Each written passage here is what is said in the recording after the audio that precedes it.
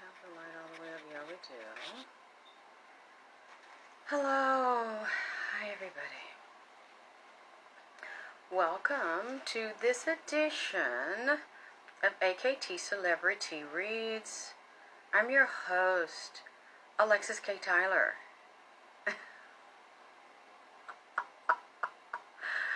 And we're going to do this is, I think, part 3 of Halloween. The Halloween edition, Trick or Treat, with, hey Gwen, hey Roderick, for Nipsey Hussle. Let me offer my disclaimer before we get started. I am a psychic medium. I am someone, what do you call it, that speaks to the physically dead yet still alive. On the other side, I do my best to interpret the messages that they ask me to bring back over to this side. These readings are for entertainment purposes only. Hey Sabrina. Hey Sharon. Hi Sandra. And I hope, I'm sure people are going to be upset, like I've said a lot of people with the reading I did a few days ago. Had quite a few women. Thank you for the hearts. I love the hearts. Calling me a liar. Happy birthday, Nikki. Hi, Eric. Fortunately for me, they couldn't prove I was a liar because I said that Nipsey Hussle spoke to me. I did my best to interpret the messages for him to tell me that his original creation of the Marathon OG strain had been allegedly, thank you Sabrina, copied and destroyed by Jay-Z. And people went behind my back, which I'm glad that you do, and found proof to support what I said. Because there are different strains of it. Even Nipsey's brother, Black Sam, has a strain of his own weed called what? Uncle OG, that Snoop Dogg is also promoting. Several other strains in the store. Thank you, Sabrina. But I'm a liar.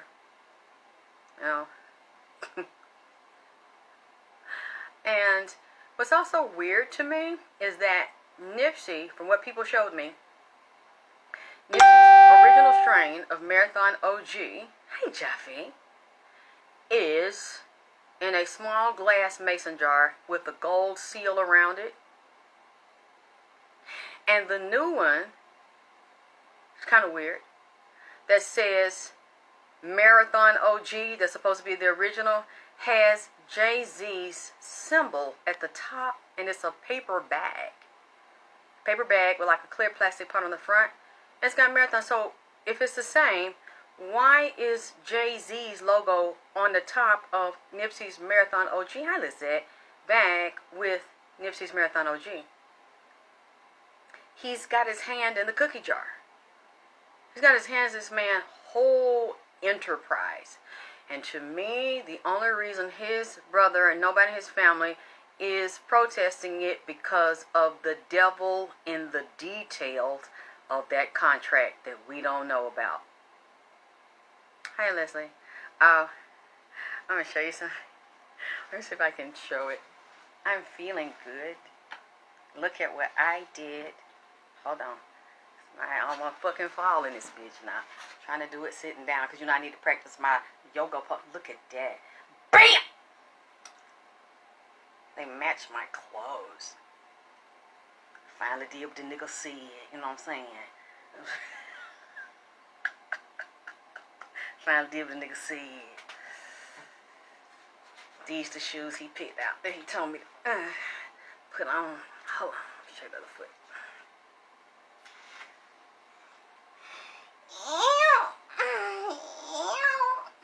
Y'all see what I'm saying? So I'm saying the nigga got tased. You know what I'm saying? He went in my closet and picked these out with his nosy motherfucking ass. So,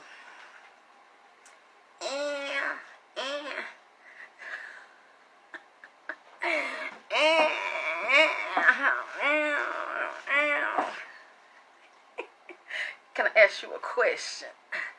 It's gonna be super real. Listen to the music feel. Ask you a question.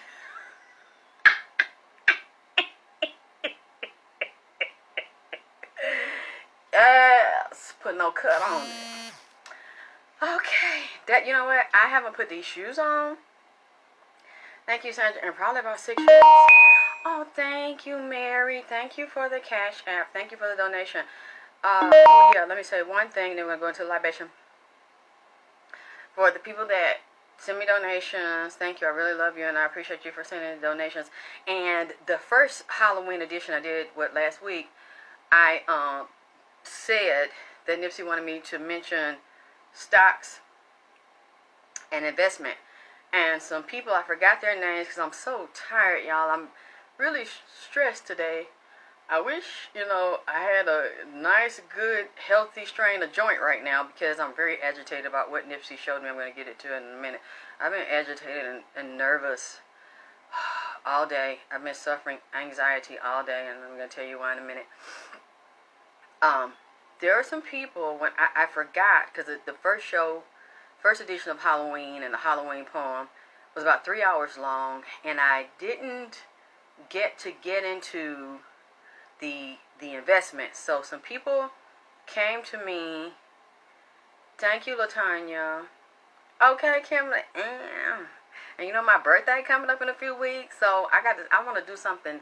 I have been so sick and so long and housebound and feeling just like frumpy, and I was swollen, and I was like, oh my God, I didn't know I was going to be able to get all the fluid out of my body and my face and be able to look presentable again and be camera ready again. And now I'm like, it's been so long, and I hadn't put the high heel shoes on because I was so swollen. My ankles and stuff were so swollen, they were sore in my legs. So yeah, I've been having panic attacks, Nikki, and I don't like feeling like that. Oh boy, it's a bad feeling. And I said, I want to do something special for my birthday, so nothing's probably going to be open since it's the day after Thanksgiving this year, because sometimes it will fall on my birthday on November 27th, but this time it's Thanksgiving is falling November 26th, and my birthday's November 27th, like the day after Thanksgiving. So I'm going to have to figure out, I want to do something nice for myself because I usually don't do anything nice for myself. So I think I deserve it this year. I need to start being more respectful like I've started and focus on really loving me and taking care of me. Age is just a number. And I grew up, not just in Atlanta, but I see people doing it online, making fun of people, older women, because they get older. And I've learned not to be ashamed of that. That's something you cannot control. You can't change it. It just is what it is. So what I learned is only thing you can do is control the way you look and control taking care of your body. Yes, when you can't control your age, that you can't control time, can't stop time. And one person that I really saw last week that blew my mind, that made me feel so proud, was Lisa Ray. When Lisa Ray announced that she was going to do her OnlyFans, because every woman can't get away with being older and being fine as fucking sexy. Lisa Ray still looks the same. Her body still looks the same. She got up there, and somebody was like, look at her. She's at Thank you, Brittany. I love it. Thank you for the donation for my Brittany. Yes, me 15. Thank you. Somebody was making fun of her. Yeah, she got to grandma status, and she's doing an OnlyFans. Thank you, Kimberly. And I said, how does she have to be? Hey, Candy, how does she have to be grandma status? Of course, it's an honor to help Nipsey. Why does she have to be grandma status? She doesn't look like anybody's grandma. I don't know if she really is a grandma, but it's women that are grandmothers younger than 53. And she was bending over. I think she had like a little small video on YouTube showing she was going to be on OnlyFans. Are you going? Oh, happy birthday to you. It's coming up too. You're November 29th. And she bent over and she was like crawling on her knees, and you could see her from the back, shot of her ass. And I'm like, her ass and her body looks like it did like 20 years ago when she used to do the bikini poses and do the shows. So I feel like it doesn't matter what your chronological age is. What matters is what you can get away with.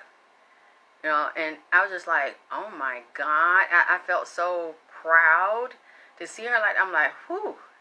So, and she's very comfortable with who she is, and she's still so sexy. So I said, okay, I'm not gonna listen to anybody. I'm not gonna let anybody tell me what I can, what I can't do, what I can wear, what I can't wear, what I can be, what I can't be, who I can be with, what I can't be. It doesn't matter about age. That's really an illusion anyway. Yes, she's fine. Her everything. And I was like, oh wow, okay. So anyway, I'm gonna do the libation, and oh boy, I got a lot to get into. I don't know if this is the last part of Halloween. Oh, thank you, Tangi, for happy birthday. Oh, she gave me a big happy birthday. Yay! Vagina Power. Oh, I'm about. You know what I was thinking? Even though I should think about myself, I'm gonna buy me a blue birthday cake. I'm gonna buy me a Nipsey blue. I'm gonna celebrate my birthday together. I usually don't eat birthday cake. I might come on here. Y'all probably gonna be busy eating turkey on Thanksgiving, but it's probably like the day after. I might do something on my birthday. Yes, and please, everybody, the ones that I owe you, if you already gave your donation for a spiritual reading and a product, hit me tomorrow and remind me so I won't forget, because what I'm trying to do, I'm not taking a lot. Thank you, Daphne.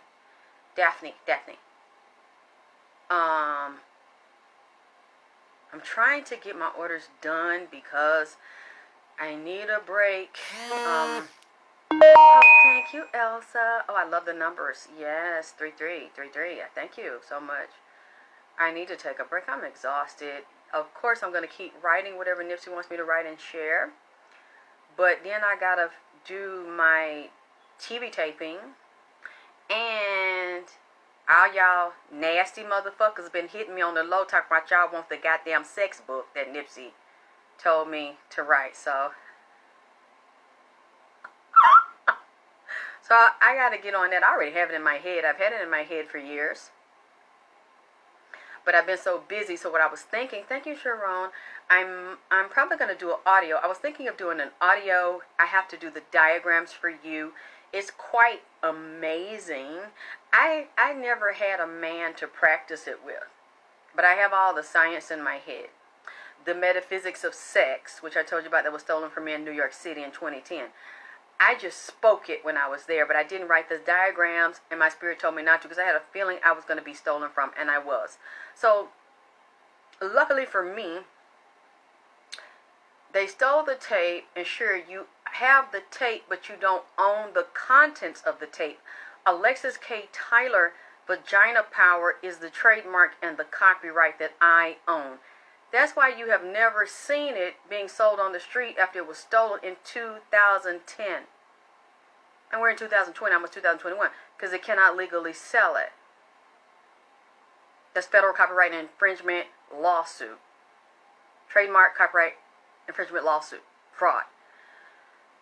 So, even though that tape, that lecture was stolen from me, the diagrams are not in there, the rules and regulations are not in there, and nobody could write a book on the metaphysics of sex.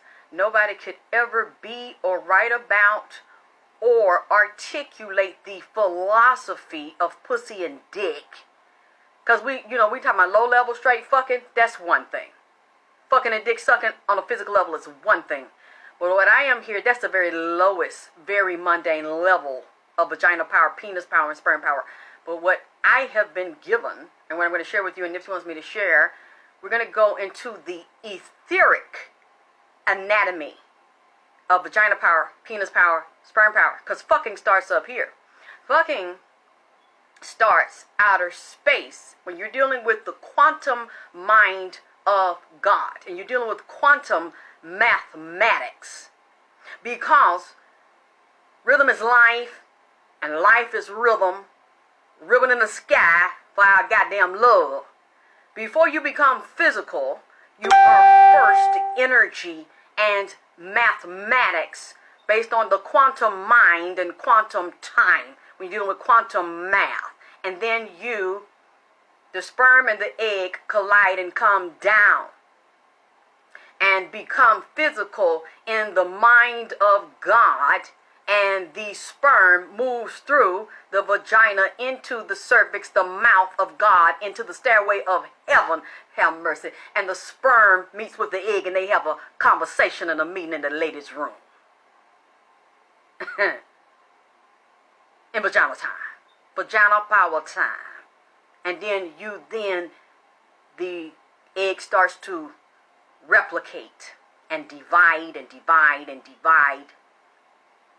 And to give the soul essence, the etheric anatomy, a physical template for what you get the flesh self, to walk and move around in the third dimension in that body, the lowest body, which you think is real life, the first life, but is really like the second to the third. Because when the physical body dies, it is just a outfit, a costume. And you are still you. Being, doing, thinking, feeling, seeing, smelling, being you. We're taught to discard that and say you're dead to dead, ashes to ashes, dust to dust. And what I'm saying is the only thing that is dead is the material body that is just the vehicle. So you're moving energy. And you are electric, invisible, electromagnetic energy fields of energy in the God mind. And pussy and dick power and vagina power, penis power, time. So see, because you're a God and the goddess, you must realize that you're in vagina power, and at all times you make the divine decision to pick a God, to lay with a God, to conspire with the mind, body, and spirit of a God to give birth to gods. Because you have a baby by this one, that one, and then you're a fool. And the child is a fool. And we know we've been a fool in the past, because we get wild, crazy-ass children and crazy-ass men that leave us with these offsprings to raise alone. And they doing anything and everything. And they ain't got no kind of goddamn sense and no guidance, and don't protect and respect the woman, the child, and the community, and provide for the household and for the future. But if you were in your vagina power mind, standing in your God and goddess time, that kind of shit wouldn't happen. But we don't know who we are. So you have sex from a place of power, direction, and intention, and the right timing. And that's what he wants me to give to you. So yeah, we're going to talk about good fucking and how to do some good fucking. But if that's all you're doing it for, and then you're getting pregnant by anybody, and you let anybody put their sperm in you and they dick off in you and giving you their energy because it's held there. See, the man you with, when you're doing the metaphysics of sex and vagina healing with your man, a man that's spiritual and a high vibration cannot put dick off in you and open you up and elevate your mind, body, and spirit, because a sexual experience should be not just pleasurable, but it should be healing and elevate you. That man should be able to pull all of the negativity and the pain out of you and the energy out of you from every man that has hurt you and left sperm and bad energy in your vagina mind that moves throughout your body. Because if he doesn't, he is having sex with you and laying on top of the energy grid that was placed there. And it's going to create blockages and confusion for you and your man, because you got all this residual shit that you haven't healed from, that's still hanging in there on a spiritual, mental, emotional, etheric level. That's why when I do readings, and when Nipsey's taking me through this, and he dealt with the poem and the X and Y chromosome, and this is one thing I know, I can tell, even if I've done readings on women before, and I said, you have children? And they say, no, I do not have children. And I said, yes, you do. They said, no, I don't. And I said, okay. I don't know who you've been to get readings in the past, but can we talk as grown women? And they say, yes. I said, you were pregnant, you had abortion. Matter of fact, you had 2, 3, 4. I don't judge. That's why I say you have children. Because even though you did not lay down and have vaginal birth or C-section, you still conceived the mind of God. And the teardrop of the baby that felt the abortion is still reigning in your womb. So once you've been pregnant, and especially if it's a boy energy too, the sperm never leaves. You don't believe me? Google it, and the scientists have proven what I have always said. The etheric grid of sperm and egg in any man that has ejaculated in you and impregnated you with a boy, that sperm moves through your brain and your whole body, and it stays there for the rest of your life.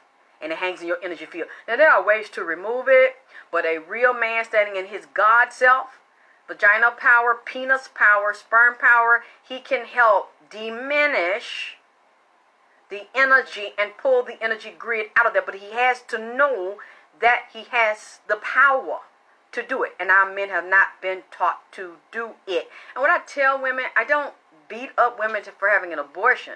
I understand everybody, you know, I don't know what's worse. And I can't make that decision, because I remember when my son's father told me, and my mother had put me out and did everything abusive she could do but physically take my life. I was homeless, and I was sleeping in my car, and I remember my son's father worked at the place I worked at, and I saw him, and I got pregnant, and I didn't really know him. He didn't really know me. And he told me he was single, and then when I said I was pregnant, the first thing he said, I'm married. And I was like, what, 19, almost 20. Never been pregnant, never had sex, never had an abortion, I don't even have to say I didn't have an abortion or miscarriage, because I had not ever been pregnant. And I was isolated, so I wasn't having sex. And he was older, almost 10 years older than me. So I'm this young girl. I remember when I told him it was cold. And he said, I was standing outside telling him, because he started ignoring me. And I said, I'm pregnant. And he said, I don't know what to tell you, because I'm married. I've never had any children, and I don't want to have any children until I get married, and I don't want to marry you, and I don't want a child by you. So I tell you what, tell me how much it costs. What I will do is I'll go to the abortion clinic with you. I'll hold your hand. I'll give you some juice and a couple of cookies, and I'll sit there with you when you get an abortion, and then you go your way, I go mine, and this will be like it never happened, because I'm telling you, if you don't get the abortion, I'm not going to help you. And you're going to be by yourself. And it didn't take maybe a minute or two for me to look at him. And I said, well, I've been by myself anyway, so it won't be like different than any other day. So you go. I know it was going to be very difficult. But I've only been pregnant once in my life. And I regret that. I wanted at least 3 children. I've been pregnant once in my life. And I was not going to have babies by this one, that one, and all that. I didn't want, because I had seen women at that time, one in the stomach, one on the hip, and one in a car seat or the stroller thing, and single. And I said, if I keep doing that, I'll never get out of this situation. But I don't know what's worse, because that was hell. And being poor and impoverished and had nobody, no family. And people laughing, telling, you'll never be anything because you're pregnant, you're a dumb bitch, you didn't even have sense enough to get pregnant by a man that wants you. And saying, well, why don't you give it to me? Give it to me. I want me to auction my baby off to family members, and people are like, why don't you just get rid of it? In Georgia it's legal, you can have abortion up to 8 months. And I'm feeling this baby kicking, I'm seeing elbows, I'm seeing kneecaps. And it's bigger, and the bigger I'm getting, people in my family are asking me to give it to them, or people meeting me saying, why don't you give it to this family, that family? I'm depressed. I'm embarrassed, because all the women in my family, instead of the elder women supporting me, they're making fun of me. But then when my son's father would come around, they would worship him. And then tell him I was a dumb bitch and I was a whore. You know what, I'll get into that another time. But I'm saying to say this. That's why I don't judge women that tell me they had abortions. Because I don't know what's the worst. Having a baby and saying that you're not going to get rid of it, even if you have to raise it alone, and catching hell and struggling, when you could be off in college, you could be working, you could be enjoying your life, making money, traveling, doing whatever, because a lot of big parts of my life I left. Having a baby in my early teens, not going to college, not dating, not doing all the stuff I should have done, big gaps in time. I chose to take care of my baby. I chose not to leave my baby like my mother left us. Or I'm like, okay, what would have been worse if I had gotten rid of my child through abortion or adoption and then been able to accomplish stuff in my life and then got money and then met somebody wealthy, stable, and then had babies that way. Then it would have been better and I would have been offered a better life and I would have not missed a lot of time. To be honest with you, for me, I don't regret it because I could live with having to start my life over now that I've gotten older, chronologically older, because I can still start my life over. Everything's different now, so as long as we take care of ourselves and we can get whatever nip tuck we need, and now younger men don't feel bad about dating us and being seen with us, and life is so much more open now. We have so many more opportunities. I can still start my life over. Me knowing what I went through, and what this will be another show. I believe that because I had so much pain in my life and so much abuse and so much trauma and loss from my own mother and all the adults in the family, if I had murdered, because to me it's murder, because that child is living, it's still a human being. And it's moving around. Even if it doesn't have all its body parts in the first month, second month, it's still alive. And plus I understand etheric anatomy, the spiritual essence of vagina power, penis power, sperm power. I know that it's a human and I could feel it fluttering around. I probably would have committed suicide. Because my life was so bad.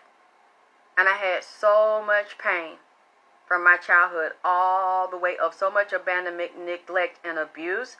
I had nothing to keep me here. I had nothing to anchor me and hold me here. And I didn't feel worth anything. Because my mother always told us we were nothing.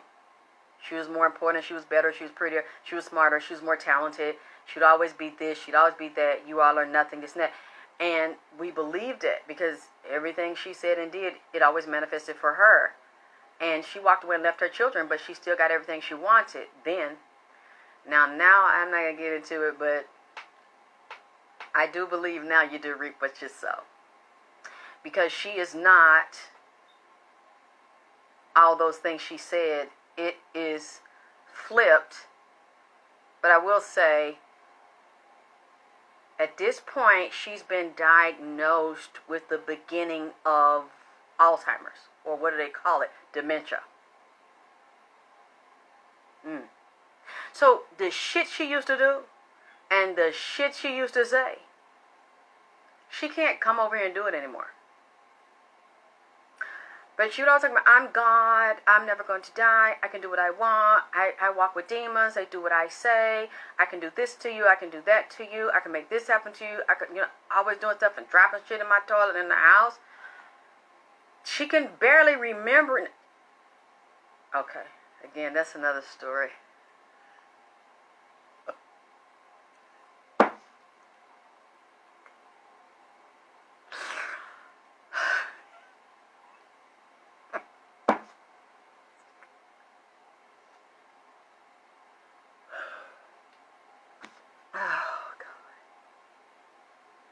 There must be a God somewhere. The cruelty and abuse that I suffered from this woman and her. I was just thinking about it today. When her and my grandmother left me with two grown men, and I'm like 7, 8 years old, and set me up to be vaginally and anally orally penetrated by men in our family, letting them fuck me. Okay? And that same day, she gets home and I told her what they tried to do to me. And I was at my grandmother's house. My grandmother was at work. She would stop by whenever she felt like it. Not to cook or clean or anything. Just stop by, eat, use my grandmother, get some money, leave. And I told her, I said, they're outside. My two cousins, your cousins, they tried to have sex with me, tried to pull my clothes down. And my birth mother, this bitch, looks down, and I'm looking at her like, they're out there, take me out there. I said in front of them, aren't you going to do something about it? This bitch looks down at me and says, no, because that's what you like. That's what you wanted. And I don't know. I don't know what a vagina is. I don't know what a penis is. I just thought, that as a little girl, I just thought the only hole I had between my legs was to pee with. I didn't know it was other holes down there. I never saw a penis. I didn't know what a vagina. I wasn't even told that I had that. I just like your PP, your TT, your pocketbook. I didn't know anything. And she's telling me as a little kid that this is what I wanted, and I'm going to grow up and be a whore. And I'm just like, well, I know the name you're saying whore, but I don't know what that is. I don't know what a whore is. I don't know what sex is, but you're telling, like, you're programming, you want me to be that. And I would work hard. I would do anything, even if I had to be poor and start working from scratch or getting knowledge, just so I would not be a prostitute to make money quickly, because that's what you wanted me to do, because that's what you are, bitch. That's what you are, and you hurt your children, you abuse your children, you let other people abuse your children for your pleasure and entertainment. I came from that, and that's why I said I don't judge anybody else, but because of what I went through and so much pain and hurt, for me to have life love me enough, and biology and nature, somebody love me enough to put the beauty of life and have it pulsate inside of me, I wasn't going, it was an honor for me to have that baby inside me. And no matter how hard it was, I was going to figure out how to make a way to take care of that child, even if it was in rough conditions. So that's why I said, it's different for everybody, and I don't judge it, but I think about what I went through. And I remember when I was pregnant, it was some nights I felt so dumb, and I felt like a failure, and how am I going to get out of this? Where's my life going to go from here? Because nobody supports me, and all the women in my family laugh at me and point the finger when they were supposed to support me and help me. Hey, Shantae. And I would just walk, because we were downtown. I lived with my grandmother downtown, the West End area. If anybody knows where downtown Old West End. Nobody hurt me. They're like, oh, they knew who I was. And I was walking the street 11, 12 at night, just crying. And there was a church at the end of the street, and I would go sit down there on the church steps and pray and cry. Just cry, because I didn't have anybody. And he kept saying it wasn't his, and you're going to have to get, hey, Monica, I haven't forgotten you. And, we're going to do a blood test because your mom said you're a whore. I'm like, let's do it now while I'm pregnant, because I know I never had sex with nobody. I know it's yours. Oh, your mother said you was a whore. She was a whore because she's your mother. And she continuously caused this conflict between us. It was not just me. It was my half-sister, too. She thrived on that kind of shit. So now I haven't seen her, because she's so arrogant that she likes to brag about her car, her money, her house, her things, what she's got, where she's going, where her flights are, where she came from. She's not doing that. That's why I know that things are not going her way. And when I saw her and she was here, I'm just like, I call her husband, like, you got to get her out of my house. Because I'm going to say this a little bit, and I'm going to get off of this right now. Just want to share this with you, and I don't care about what anybody thinks, because I'm happy about this shit. I don't give a fuck, because your life isn't mine, and you didn't go through the hell and the things I went through, and being a little girl, and left from Bankhead to Buckhead. For you all that know Atlanta, I don't know if it's still there, because I don't have a reason to make this stuff up and lie. Bankhead Court. There were projects on Bankhead, okay? We had relatives over there. She would drop me. Get out. My sister. We'd be there all night long. The relative we left with, it was a fucking whorehouse and a liquor house. The front door and the back door was open all night long, and she had about 10 kids, and they were grown. So they were running in and out all night, getting high, getting drunk, men coming in and out. And when I know things that I know now, the people have told me about how grown-ups would pass them around, or when their mother would leave them with the boyfriend, the mother worked the night shift, and the boyfriend was passing them around to different friends. that could have happened to us. And it's clear that you being a grown woman, and she said, you know, molestation went on in our family. You knew what could have happened to me and my half-sister. To leave us there with all them grown people running in and out, it's like you wanted that shit. Like you set that shit up. And then every time I would say, well, this person tried to touch me, this man, oh, shut up. That didn't happen to you. That happened to me. Ain't nobody did nothing to you. They did it to me. I'm not confronting him. And if he did it, you wanted it. I'm 8, but I'm looking at you, and I know that I'm telling you the same day this shit happened. Even this little, I know something's wrong with this picture, so I'm telling you, and then I'm asking you to take me with you. I'm going to confront them, and you're telling me, get out of your face and shut up. So now it took years, and I tolerated it. Because people say, well, why'd you keep talking to him? I tolerated it. Because I wanted to see. I needed to learn. Because you know how people leave their parents and then go back. Stop speaking to them and go back. Well, maybe I'm wrong. Or maybe they change. No, hurt people don't hurt. Because I didn't do that to my son. And I won't take that anymore. So y'all can say that to someone else. But you can't tell me that you let your child get raped because people let you get raped. No. Now, maybe you did, but I didn't. This is a choice. Even if you got to get rid of your child for a little while, or let somebody raise them because you think you want to beat them, and you need to get yourself together, get you some help, and come to terms with yourself and God so you won't do it, that's fine. But I don't want to hear that anymore. And nobody can say to me, well, Alexyss, you don't know this. Yeah, I do, because I'm a mom. And the same things that happened to me didn't happen to my son, because I didn't let niggas stay here. I didn't let niggas fuck me and leave him with my baby and beat my baby. No. Now, when he would see his father, if his father want to chastise him, that's your daddy. But I never let no man hit him. I never left him with no fucking man. I never came back, and then my son had to tell me such and such touched me or put his dick in my mouth. That never happened. Not with me. Now, I'm not saying that hurt people don't hurt, but if a bitch is weak, she will let that happen to her baby because it happened to her and she can't process it. And a lot of times, instead of a parent abusing or attacking their parent that did that shit to them and deserves it, they'll take it out on the child. So I'm not saying it doesn't happen. That hurt people don't hurt, but you're weak. Because there's so much pain in you.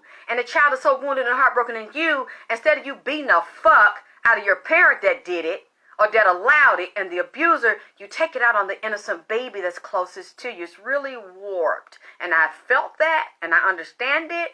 But I had to catch that. And check me. And deal with me. Because I did not want to be. So people, I don't know if y'all say that shit because you really know that shit within yourself, or you believe that shit, or because you heard professionals and therapists and psychoanalysts and shit, and psychologists, psychiatrists say the shit. I don't trust them, and I don't look at them, and you don't know more than me because you have a degree. You know the clinical part of it, and you got the degrees in the shit. But you ain't like me. You ain't been in the trenches of that shit. I've been in the trenches of it. I've been a victim of it. And then I had a child which put me in a position to victimize. Well, it happened to me. It happened to you. Get over that. No. That's why I don't agree with that shit. Because I'd rather blow my fucking brains out than have my child come to me and tell me different niggas ran trains on him when I trust a nigga I'm in love with a dick and I leave my baby. Because I had to work, I had to go to school, and then later on you too scared to tell me because you little. And then I have to hear when you get big how this nigga, that nigga I'm so in love with, and I wouldn't believe nothing you say was giving you hate. No. That didn't happen to my son. Now if he went somewhere else behind my back, and the shit happened when he won't listen to me and run off and do what he want to do with his no good ass friends, that's another thing. But it never happened on my fucking watch. Because I never had niggas around to do that. And I never let niggas live with me. And another thing, because I remember, it was this little boy that I was friends with his mom and my son and his son. Her son was the same age, and my son told me one day, because we would like go take them. I used to love like the buffet and stuff, and you can let the kids run around and eat, and we sit and do girl talk, grown women talk, and talk about our shit, our issues with niggas and whatever. And I got home one night, and my son told me, he said, "Mama, you know what your friend little boy told me?" I said, "What, baby?" He said that when he be coming home from school, they was in elementary school, and for some reason the little boy, his mother didn't know he knew, or she didn't care, because I had talked to the mother about it, and I had been over there, and she was doing it in front of the son, and she was doing it in the daytime, so I guess she didn't really relate to her little boy, or didn't realize her little boy understood this stuff and heard this stuff. He said, "Mama, he told me that when he be coming in the house, different men be coming at the house, and that he be upstairs trying to sleep, and that he be hearing his mama getting knocked in the headboard from different men screwing her." He understood at 8, 9, 10 years old that his mother was having sex, and said different men, and they wouldn't stay, and it wasn't his daddy. Different niggas running in and out. She was a sex addict, sex freak. She liked to fuck all the time, and it was with different men. Okay. So I said, "What?" He said, "Yeah," and he said it bothered him really bad. So I went and said something to his mother, because I'm like, "Baby, you shouldn't do that. If you're gonna fuck, you like to do a lot of fucking, why don't you do it when your baby at school, or let him go away on the weekend, or go to the hotel or something."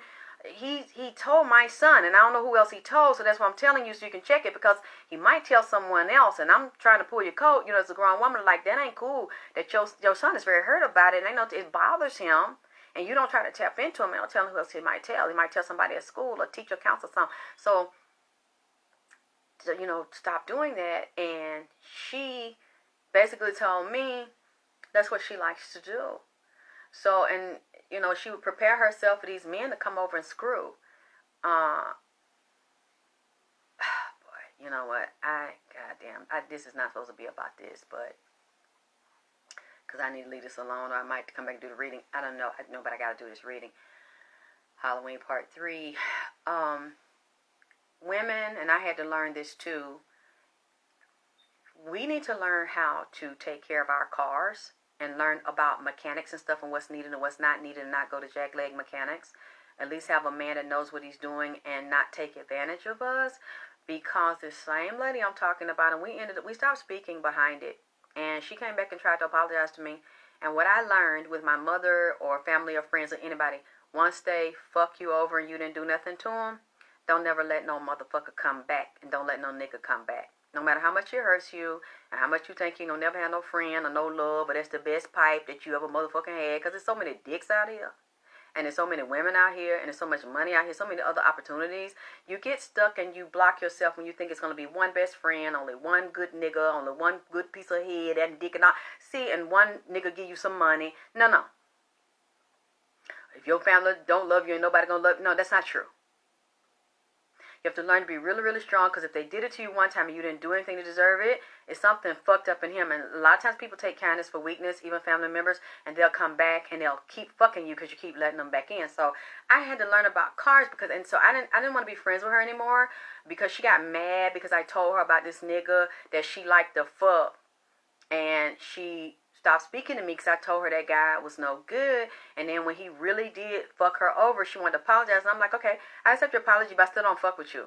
And I really didn't get close to her after that. But every time I said something to her about a guy, it was always I was jealous, or I was mad because they weren't fucking me. I'm like, bitch, you really think that I want my son to come home and see a new nigga coming out? Like a nigga running mail in and out of my motherfucking house, like the FedEx and the UPS motherfucker coming in and out. There's how many niggas running in and out like my pussy is motherfucking U.S. Postal Service, bitch. No, I'm not just, but okay. Or I want her, and alright. Well, okay. You right. And I never forgot that shit. So when she tried to apologize a few years later, the nigga fucked her over because he had some big, long, good dick. I accepted it, and I was calm, and I didn't want to talk no more. She gave me her number, and I threw the motherfucker away. It was done. she was fucking this good-looking guy that was a car salesman. And the guy worked at one of these buy here, pay here lots that they had the nice used luxury cars. I don't trust car salesmen. I don't trust lawyers. I don't trust doctors. I don't trust any nigga to really date that has a high-profile job with a lot of women hitting on them. Unless they really prove themselves to you. And I don't fuck insurance men, because I know when I was a little girl, them insurance men, because back then it was just white insurance men. And we was in the projects, and back then they would walk door to door and had the big briefcase with all the files and shit in them. And then you start seeing half-white children out there hopping around out there in the dirt. So we know that while they said they didn't like us and we was niggas and this and that, it started being half-white children with blonde hair and blonde curly afros and with a jet black ass mama with a nappy afro. You know what I'm saying? And we know, and then I would hear my grandmama, we'd be out there playing. Child, that's that insurance man baby that Carol got over there. She be fucking that insurance man called. He come over there once a week, but he was supposed to come once a month. God damn it, he done come over Carol house over there, cross the walkway. Now you see that half-white child over there, what they call them clear-faced children over there at her house with that blonde afro. She is, I'm telling you, that's the insurance man baby. Then the insurance man don't come around no more. See, that's the same thing about them goddamn, and then I saw it later on. When I started doing my show, Vagina Power show, before I got to it, I started meeting black insurance men that were real popular and fly in Atlanta, and they had different women's that they was sticking dick off in, because one insurance man I know would come to my grandmama's house, and he would buy her insurance, pay on her policies, and then he started, one of them was talking to my sister, and the other one was talking to me, but we were just friends because he was married, and I didn't want to fuck with no married man. So we got to talking, and he would tell me how.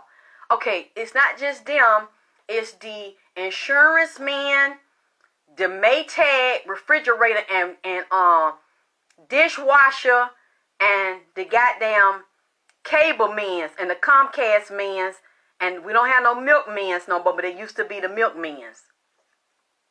This nigga told me that he would go to different places like in Dunwoody and Buckhead, and said that when them women's be home, them pretty white women's and Indian women's and Asian women, say they drop black dick all off in they motherfucking stomach and throat. And I said, what? One of them told me, man, goddamn, I know I ain't supposed to go this way. I'm supposed to get on the goddamn Halloween part 3. He told me that it was this lady, she was young, right? I don't know what happened to her, because they said a lot of these women's be sending their special prayers into the church for the sick and shut in that can't leave the house, and they be shut in and pussy be stowed up and locked up because they be in a wheelchair, or they be handicapped, but they pussy don't be handicapped. So they can't really walk and shit. So they be sick and shut in. They had a meal on wheel. Bring them they diabetic, low salt diet plate. Bring they tray and shit up with the insurance man and shit. They drop that off, and that them men's go in there and be fucking them handicapped women's that, still have attractiveness to them and a nice body, and don't nobody suspect it, because the motherfucker come down the step with that electronic track on the side of the step, remote control, remote, and then get in a grocery store and remote control the cart round and go up and down the aisle, zzz, zzz, zzz, zzz. So they don't be thinking the bitch getting dick, because they was like, who wants to fuck her, because she in that remote control shopping cart with the bucket in the front of it. But they'll fuck me up under the table. They get some more dick than a little bit. Drop it till it's hot. Make her split and hit the spot. The man said she had some of the best, hottest pussy and the best head that cause you know it's locked up and stowed up. It's sick and shut in, so it's warm and don't nobody get off in it. And that wheelchair keep her legs closed together. My mind is blown at this point. I said, wait a minute, handicapped women is fucking? When y'all go over there and do a drive-by to drop off the refrigerator and stuff and fix the heater and stuff and fix the cable? And she said, drop they cane and stuff off and fix they rotor. He said, yeah, one got some good pussy. Said, this boy told me, Lord, I'm not lying about this stuff I said. You hear what I said, baby? Said, this fine young lady was at the gas station getting gas and had some thigh-high freak boots on. She was twisting around, getting her gas, telling him she want to fucking suck his dick. Monica, stop it now. Now, you probably not supposed to be watching over there in Indonesia. It's your night time. Tiffany, why am I messy? The motherfuckers messy that tell me this shit. The niggas tell me this blow my mind, man. That's why if somebody got to come fix something over here, I hurry up. You know, I time this shit and I tell a bitch the nigga here because I don't want none of them accusing me of bending over and touch my toes and let them see my booty hole. See, I don't want to go there. I don't want a part-time lover. Drive in and drive out, because nigga, if you drive over here and fix some shit over here, nigga, you driving somewhere else and fixing somebody else's shit, and I know that my mind, I can't take that. I done told y'all the last time I have PTSD from all this abuse I done went through all my life. You know, niggas start talking to me wrong or the dick good, and I find out I see you pull up and the next door neighbor want to fix some Maytag refrigerator over there, and I ease up and see that shit. Like I told that demon, stop talking, because when it said that shit, my mind started twisting, and my mouth down. He was traumatizing me with his mouth. So you don't let nobody traumatize you with their mouth, because the motherfucker keeps saying stuff and putting like it said in the Bible, life and death is in the power of the tongue. They start putting their tongue together and saying certain shit and traumatizing me with their mouth. I'm going off. My mind is locking. So I don't fuck with no nigga that share dick and like to spread it around. And I know you visit handicapped people and you do drive-by and you adjust appliances. What else is you adjusting? You see what I'm saying? So I don't want to go there. When they fix shit in here, I know you got a certain amount of time to fix this shit. I put all my clothes on and I watch you. I go upstairs. Let me know when you finish. When you finish fixing the shit down here, all right, let me lock the door, take your ass on. Because I know how a lot of them motherfuckers play. And I done been hit on like that a long time ago, and I don't, So he said the lady invited him back to her house. And he wanted, I can't control how I go off when they be assaulting you with their mouth. They get to saying shit, and you be like, don't say that. Don't say that. No, don't say that. And then your mind start knocking. Then that you become like Linda Blair and the Exorcist. The motherfucker lose control because I can't control my head.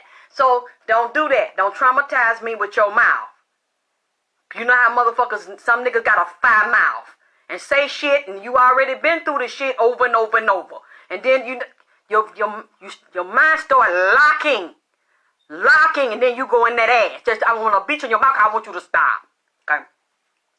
He goes to the lady's house, and he said when he gets there, she gonna fuck him and suck his dick.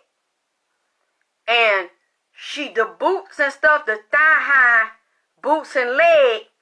So the lady pulled her leg off, and the lady had an artificial leg. Have mercy. I'm finna do libation on that. Nipsey Hussle, Ashe. Amos Joseph Ashkidam, Ashe. Jackie Wilson, Ashe. And all you messy motherfuckers in here that told me to tell this shit, Ashe to y'all ass too. Said the lady leg was not there. Said the lady was an amputee. But her body was still shaped up and fine, like she was an amputee from the knees down, and she was real young. But what had happened was the lady was born with like a defect with her whole bottom leg and feet gone now. Or you call them Mauritians in here to help me one and light that blue incense you got over there.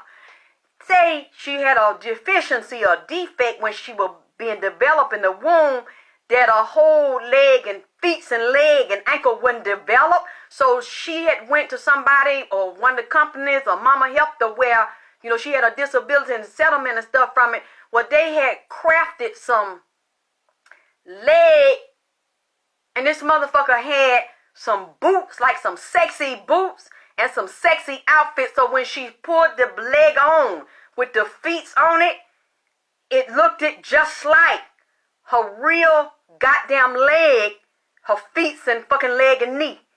Like the whole thigh said it was real shaped up. The man said he was so fucked up when she pulled it down that his mouth was on and nothing wouldn't come out. He said he couldn't believe that she pulled her leg off and the boot was made on. With the high heel on it, the boot was made on to the prosthetic leg with the thigh-high stripper boot. And I'm holding the phone. Wait a minute, I ain't never seen no shit like that, so it didn't look fake. He said, no. Had her body real shaped up. Everything was matching. So you see her walking and where she was turning, she had mastered this shit. To where she could walk and switch and move so that it looked like two real legs and two real feet with the shoes put on it. And I said, well, what did you do? Did you... And she was real young, I think in her 20s. He said something happened. She was born like that. She couldn't help it. And I said, well, it turned you off? He said, well, kinda. But I was so shocked. I was amazed. I just looked. He said, she showed it to me. And she said, this is what it is. Kim, I'm not telling a story. I'm telling the truth. I'm telling the truth, man. I was on the phone. My mouth, I couldn't even, nothing came out. I was just, what happened? He said she had some fire head and some good pussy. I said, wait a minute. You fucked her after that? And he said her head was so fire, and where she popped, locked, and dropped it, and the throat was fire, that he looked over it. He looked over it.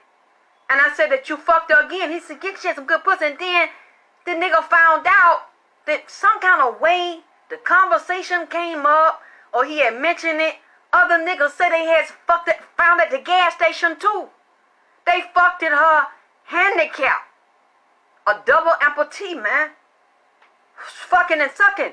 And said they all had agreed that she had some good pussy and some fire head, and said that when she take the leg off, like she was like the Cirque du Soleil at the Ringling Brother Bon and Balaam Circus, said she didn't know how to handstand on the dick, spin around, like lift her hand up and trick.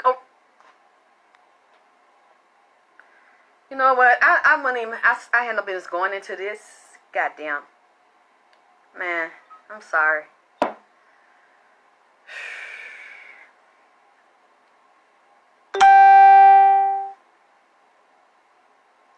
Said she had skills that's to make up for it. So it was fire head. She had the fire head to. So she was spin on the dick. He said he had to go back for some more head. Like I said, the pussy ain't handicapped in the mouth and throat, not throat. Throat ain't handicapped. I didn't know that there's a lot of handicapped people, and it's older people. Cause the lady gonna say to me the other day, well, this older lady was trying to talk to this younger man, and she made sure she looked at the man, and the man seen that it was no teeth in her mouth. I said, oh man, that's the signal, man. It's a lot of younger men that like to get their dick sucked by a woman that got her teeth is missing, or that'll pull the partial out. Cause they got that hot throat and that head that, you know, the teeth don't graze across it. A lot of men done told me that it's that fact, that throat. Ooh, Lord, she got that thigh out. Ooh, Lord, I didn't know it.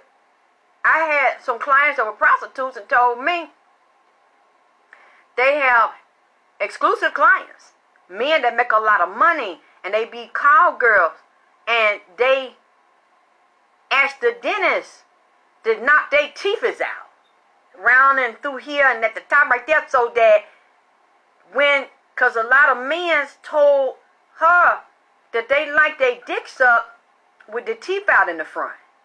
So they say they make more money by getting gummy head. A lot of men like the way that the gum feels. Caught they mushroom tip and through the shaft. I said, well, I guess I won't be no call girl, goddamn, because they not finna knock mine out. Knock it out with no dickhead or with no damn hammer in the dentist. No. Fuck that.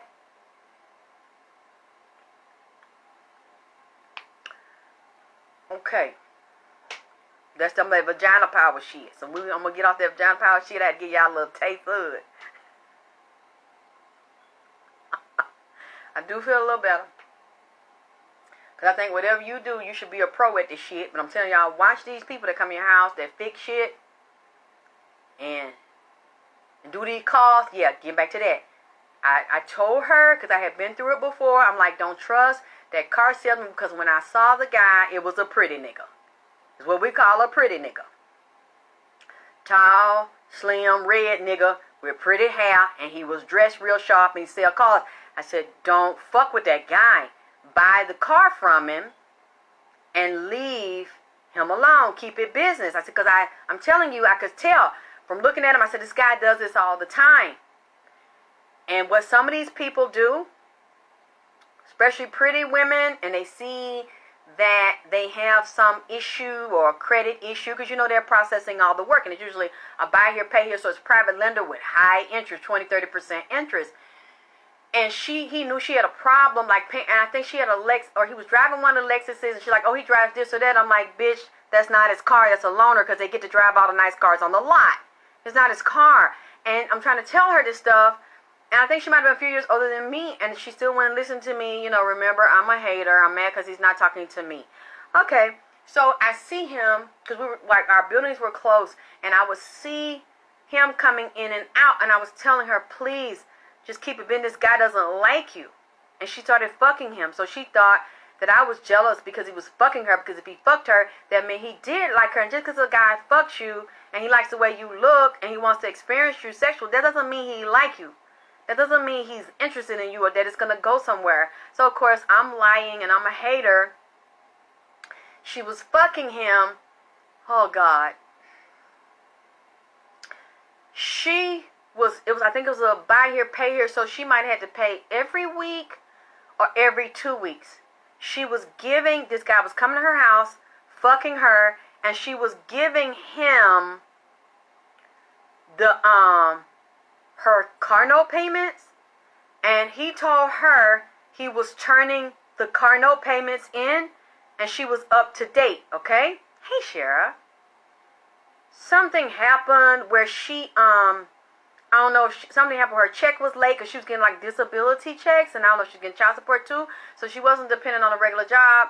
Something happened, or she had a big bill come up, and she missed, no, she didn't. She didn't know she was missing payments. She got a note from the car dealership that said they were getting ready to impound her car because her notes were like a month or two behind. And she was like, my car note is not behind. It's up to date because I pay it every week. And I give it to the salesman that sold me the car. And they said, no, we don't have it. She said, yeah, you do, because I gave it to him. And yeah, Gwen, it's true. And men love it. Men with money love it. It's not just no crackhead, low-life nigga that like head with the teeth out. Yeah, they pay more for that. Some men love that feeling. She goes up there and she told, I said, you need to go tell the manager what this guy did to you. But she had no proof because he said she didn't give him the money. And I said, okay, one thing that's going to fix all this. Do you have a copy of the receipt that you gave him? She said she didn't give him a receipt. She just trusted him because he was sticking good dick off in her. And he told her he was putting it on her account and he was putting it in his pocket. So since it was her word against his word and he didn't turn any money in for her and she didn't have any proof that she gave him any money, they repossessed this lady's car. And it was nothing she could do about it. Because she didn't have any evidence that she had been fucking him. She didn't have any receipts. No video, no picture, nothing. And she had no money receipt. She had no check. She was giving him, because she was a nymphomaniac. You know, and I'm jealous. That's why I'm telling you, when she tried to apologize and come back, and then after he did it, another guy came in. There was a guy that she said, well, I had a reading from another lady. She said, you're jealous of me. That's why you said he's no good. But then the same guy she moved in, I said, it's no good, beat her ass, and they were smoking dope. And when he beat her ass, she called the police on him. And the police said, well, if I got to go to jail, she's going too, because it's drugs up there in the dresser drawer. So the police said, oh, yeah? He said, yeah, and told him what drawer it was in, and went up and looked and found in her room, locked her motherfucker ass up too. She was telling me about it. I said, what you telling me? You know, I'm a jealous bitch. I don't want to hear that shit. I accept your apology and forgive, but I don't want to hear that shit. You know, Goodbye, bitch. Dumb bitch. Because if he loved you so much, and he's so into you, why would this nigga tell the popo where your stash at? I said, the bitch going with me. Both of them got locked the fuck up. Then she got put out because she was in there, and it went past the time rent was paid. So rent was due, and she couldn't pay it because she wasn't out, and nobody was out to take care of it for her, and he wouldn't take care of it for her. Left her hanging. Her family went shit. Her mom ain't shit like mine. She had no friends. All them niggas she was fucking went back up. Because I remember this one time, I was like, why did this one guy kept fucking her every week, and he was married? And I was like, why do you keep letting this guy come over here and fuck you and don't give you nothing? And you got a little boy, and you're single, and you're on disability and shit, but I guess your pussy ain't disabled. And you let him come over here and fuck you and go home. And I said, why don't you ask him to help you, or bring some food, or get your baby some clothes or something? All he do is give you a mouth and a rectum full of goddamn cum. I said, you let him fuck you all in your goddamn intestine. All you up in your hiney hind. You huff and you puff till he blow your stacks down. Put his dick out and in, and won't give you no money by the hair, his chinny chin chin. So she said, I'm going to call him. You think I should ask him for some money? I said, he asked you for your ass. So, I mean, you let him fuck you in you is Pam, pussy, ass, and mouth. Then you have to sit there. I see you be sitting gap-legged sometime while you doing your pedicure, soaking your feet and legs and shit, and rubbing, exfoliating the hair off your leg and painting your toenail and shit. You be sitting with the miniskirt on and have one sitting on one ass and the left other, because you don't want your ass is tender. You letting this nigga fuck you all around your mouth and ass, and opening your asshole and loosening it. And then go home to this wife and don't even give you no damn cheese and egg biscuit up there from Miss Winters with that white gravy on it, bitch. With that iced tea, that ghetto tea. You know, there ain't nothing like that ghetto tea and that ghetto Kool-Aid, that project tea and that project Kool-Aid, like down here, because we put up, like, instead of getting one pack of Mr. Kool-Aid, you flip them together and put you about 2 or 3 pack of Mr. Kool-Aid in there, and put you a whole bunch of sugar and ice and a whole bunch of sugar in that tea, and that real strong tea. Boil that motherfucker, that tea get real dark, put a lot of sugar, and put ice. That's that ghetto tea and that ghetto Kool-Aid. Nigga won't even get you no ghetto Kool-Aid up there at Miss Winter with that 2-piece spicy wing and that dirty rice with none of them real thick buttermilk biscuit that's hang under that sunlight and glade that butter on top of it. The nigga won't even, and that's about $2.99. Nigga won't even, you won't even ask him for that, but he asked to go in your hand. All in your hand. And go in your chinny chin chin. Busting nuts in your mouth and got his nuts on his chin. Asking, can I come again? Ah, me so honey. Me so honey. Me so me love you long time. And when I come over there to her house, sometimes she had that damn, what that stuff is, that oral gel. back there in the back of her gum back there with that abscesses and shit in there, and put that damn skeet that coroseptic in the back of her goddamn throat, numb her throat, so the nigga can bust nuts all down in her goddamn trachea and windpipes for nothing, for free, goddamn. So he calls and I said, you need to stop this here, and your son see it, and your son know you a hoe. He about 9 years old. You need to stop this and, you know, make him take the little boy out, start earning the pussy and working for the pussy. I said, it's probably too late now, though, because he done fucked you so long for nothing, and then get a bone and go back home. And got a house for his wife, a car and shit. All the niggas come up her house and fuck her, had a nice car, but you know she was a pretty red bone. Well, real little mini skirts, had long, she was taller than me, long legs and nice skin and shit. And all they had to do was tell her that she was cute and fine. There she go, like that bitch I said was upstairs with my son popping that molly, that fat red bitch up there. Give me your number. I'm pretty, I'm fine, okay. This bitch can't hang with me no more, because niggas will probably think I'm like that. And they catch me out in the grocery store and shit, and I ain't the one. Because like I told you, my mind, they start assaulting me with their mouth and asking me for some free pussy and go up in my rectum and shit.